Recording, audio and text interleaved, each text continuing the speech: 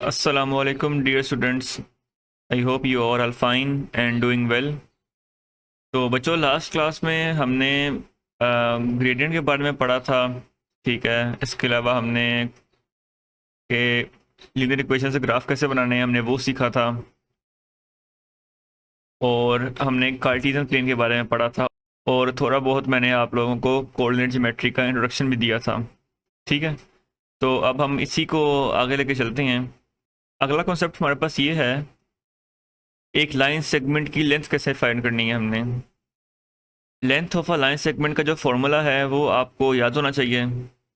और ठीक है, आप याद तो कर लो, लेकिन मैं आपको ना इसका एक जो इसके पीछे रीज़न है कि फॉर्मूला कैसे ड्राइव हुआ है वो भी मैं आपको इंशाल्लाह समझाऊंगा। तो उससे भी ना आपको याद करने में आसानी होगी इंशाल्लाह। तो फर्स्ट ऑफ ऑल पहले आएगा अंडर रूट। ठीक है, उसके बाद आएगा x2 minus x1 whole square plus y2 minus y1 whole square. तो ये length of a line segment का फॉर्मूला है। अब ये फॉर्मूला आया कैसे है, तो उसके लिए मैं आपको एग्जांपल देता हूँ कि लेट्स सपोज ये एक लाइन सेगमेंट है और एक पॉइंट इसका ये है, एक पॉइंट ये है। इस पॉइंट को मैं कह देता हूँ x1 कॉमा y1 और ये पॉइंट हमारे पास है x2 कॉमा y2। बच्चों अब ये जो हम लोग लेंथ निकालने जा रहे हैं ना, जिसको मैंने L से डिनोट किया हुआ है, ठीक है, तो वो जो लेंथ है वो यहाँ से लेके इस पॉइंट से लेके इस पॉइंट तक होगी।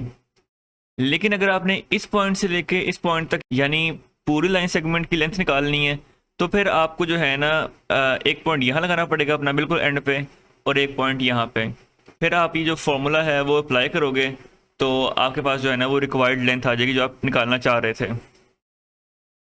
लेकिन चलो मैं एग्जांपल के तौर पे आपको मैं इस तरह समझा देता हूँ। अब बच्चों आप लोगों ने गौर से देखना है कि मैं क्या कर रहा हूँ। मैं इस पॉइंट से एक लाइन निकाल रहा हूँ। ये देखो मैंने एक लाइन निकाल ली है। इसी तरह मैं अ, दूसरे पॉइंट से एक और लाइन निकालूंगा जो कि वर्टिकल होगी, क्योंकि मैंने पॉइंट वन से एक हॉरिजॉन्टल लाइन निकाली थी, लेकिन मैं पॉइंट टू से जो हूँ एक वर्टिकल लाइन निकालूंगा।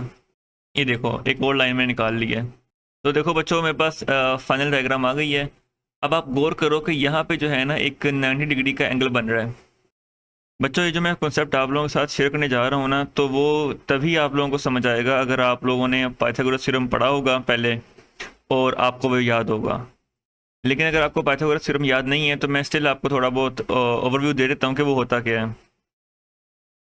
असल में जब हमारे पास कोई राइट एंगल ट्राइंगल हो ना, तो इसकी जो लॉन्गेस्ट साइड होती है उसको हम कहते हैं हाइपोटेन्यूस, इसको मैं एच से डिनोट कर देता हूँ।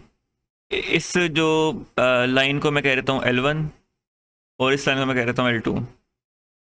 अगर आपने हाइपोटेन्यूस की लेंथ निकालनी है और आपके पास L1 और L2 नोन हो, आपको पता हो कि वो उनकी वैल्यू क्या है, तो आप h की वैल्यू कैसे निकालोगे। h is equal to under root L1 का स्क्वायर प्लस L2 का स्क्वायर। और अगर आपने L1 की लेंथ निकालनी है तो सबसे लॉन्गेस्ट साइड क्या होती है हाइपोटेन्यूस की, तो h स्क्वायर माइनस L2 का स्क्वायर। इसी तरह अगर आपने L2 की लेंथ निकालनी है तो h स्क्वायर माइनस L1 का स्क्वायर। अब आप एक चीज़ नोट करो कि क्योंकि जो हाइपोटेन्यूस है सबसे लॉन्गेस्ट लेंथ होती है, यहाँ पे प्लस का साइन आया हुआ है, और L1 और L2 ए से छोटे होते हैं तो यहाँ पे माइनस का साइन आया हुआ है। ठीक है, तो ये मैंने क्विक सा आपको ओवरव्यू दिया है हाइपोटेन्यूस का, सॉरी पाइथागोरस थ्योरम का। तो पाइथागोरस थ्योरम को हम लोग यहाँ पे अप्लाई करते हैं। सबसे पहले तो हमें ये सीखना चाहिए कि जो हमारे पास ये L1 बन रही है लेंथ, ठीक है, इसकी वैल्यू क्या होगी। L1 will be equal to, क्योंकि जो वर्टिकल कोऑर्डिनेट्स होते हैं वो वाई कोऑर्डिनेट्स होते हैं, ठीक है। यानी अगर आप एक वर्टिकल लाइन एक्सटेंड करोगे ना इस ना करके, ठीक है, और लेट्स सपोज ये एक आपके पास आपका वो कार्टेशियन प्लेन है, तो जब ये लाइन बढ़ती रहेगी तो यहाँ पे जो एक्स का कोऑर्डिनेट है ना वो कांस्टेंट रहेगा, लेकिन यहाँ पे जो वाई की वैल्यू है वो कॉन्स्टेंटली चेंज होती रहेगी। ठीक है, और यही केस जो है वो हॉरिजॉन्टल लाइन का भी होता है कि अगर एक हॉरिजॉन्टल लाइन हो यहाँ पे, तो इसमें जो y की वैल्यू है वो कांस्टेंट रहेगी, यानी जो x की वैल्यू है चेंज होती रहेगी, कभी 1 होगी, कभी 2 होगी, कभी 3 होगी, लेकिन जो y की वैल्यू लेट्स सपोज 3 थी तो वो कांस्टेंट ही रहेगी। ठीक है, और यहाँ पे भी अगर x की वैल्यू फॉर एग्जांपल 2 थी तो इधर y की वैल्यू 1 होगी, फिर 2 होगी, फिर 3 होगी, फिर 4 होगी, लेकिन x की वैल्यू वो कांस्टेंट ही रही है। ठीक हो गया, इसलिए जब हमने L1 की वैल्यू निकालनी है ना, तो उसमें x जो है वो कांस्टेंट रहेगा। x कांस्टेंट क्यों रहेगा? क्योंकि जो L1 है वो एक वर्टिकल लेंथ है, बिल्कुल वर्टिकल लेंथ है ना, बिल्कुल जो 90 डिग्री पे खड़ी हुई है। ठीक है, और देखो ना ये 90 का एंगल बन रहा है, इसलिए जो L1 की वैल्यू होगी वो होगी y2 माइनस y1, और you can say y1 minus y2। और अब हमने निकालनी है L2 की value, because L2 is a horizontal line, इसमें जो y एक्सिस है ना उसकी वैल्यू कांस्टेंट रहेगी, सिर्फ और सिर्फ x एक्सिस की वैल्यू जो है ना वो चेंज होगी। इसीलिए जो L2 की वैल्यू है ना वो होगी L2 will be equal to x2 minus x1 और x1 माइनस x2। ठीक हो गया, अब हमारे पास L1 की भी वैल्यू आ गई और L2 की भी वैल्यू आ गई। अब बच्चों जब हमने बात की थी कि हमने एक लाइन सेगमेंट की लेंथ निकालनी है, लेट्स सपोज वो लाइन सेगमेंट जो है ना वो यहाँ से लेकर यहाँ तक है। चलो मैं आपकी आसानी के लिए बाकी हिस्सा जो है ना वो रेस कर देता हूँ। तो जब हमने बात की थी कि हमने इस लाइन सेगमेंट की लेंथ निकालनी है, तो उसका क्या मतलब हुआ बेटा? आप खुद देखो, इसकी लेंथ क्या ये चीज़ नहीं होगी? ऐसी ही है ना, यानी जो लेंथ L है वो रिप्रेजेंट कर रही है length of the line segment. तो हमारा गोल क्या है कि हमने जो लाइन L है ना उसकी लेंथ निकालनी है, उसकी लेंथ का मैग्नीट्यूड निकालना है। तो कैसे निकालेंगे? क्योंकि ये एक राइट एंगल ट्राइंगल बन रहा है, और मैंने अभी आपको लोगों को बताया था कि जो पाइथागोरस थ्योरम होता है वो राइट एंगल ट्राइंगल पे एप्लीकेबल होता है। तो हम इसीलिए उसी थ्योरम को इसके ऊपर अप्लाई करेंगे ताकि लाइन L की जो वैल्यू है हमारे पास, सॉरी लेंथ है, वो हमारे पास आ जाए।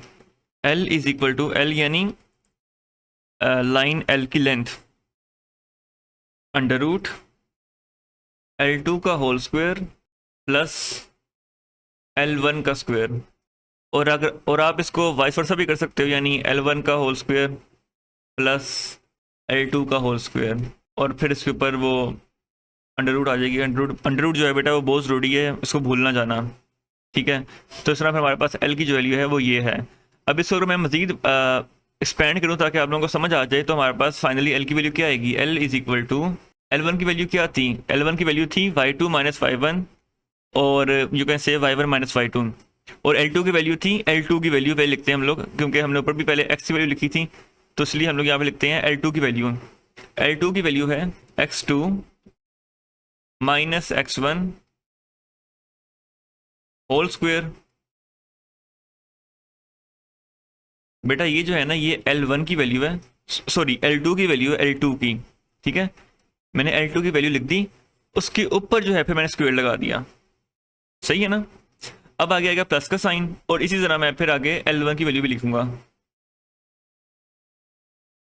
आगे प्लस का साइन आ गया, और अब L1 की वैल्यू है जो कि थी y2 माइनस y1 का होल स्क्वायर।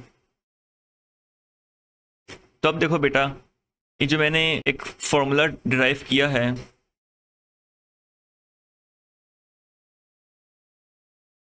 क्या ये और जो ऊपर मैंने लिखा था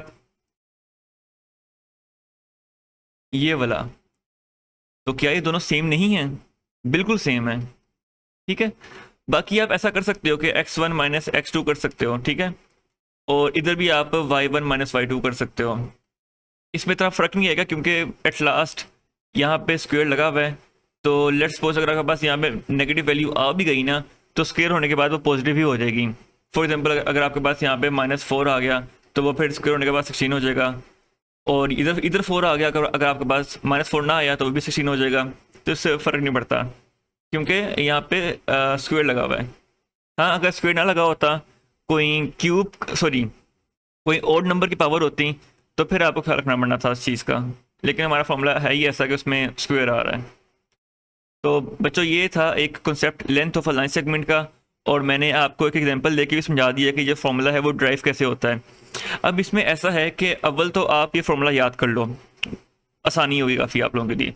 लेकिन अगर किसी से याद नहीं हो रहा, तो फिर वो जो मैंने सारा कॉन्सेप्ट आपको समझाया है ना, एक राइट एंगल ट्राइंगल बनाई है मैंने, और फिर बताया है कि इसको पाइथागोरस थ्योरम में अप्लाई करते हैं, तो फिर हमारे पास एक ये फार्मूला आता है।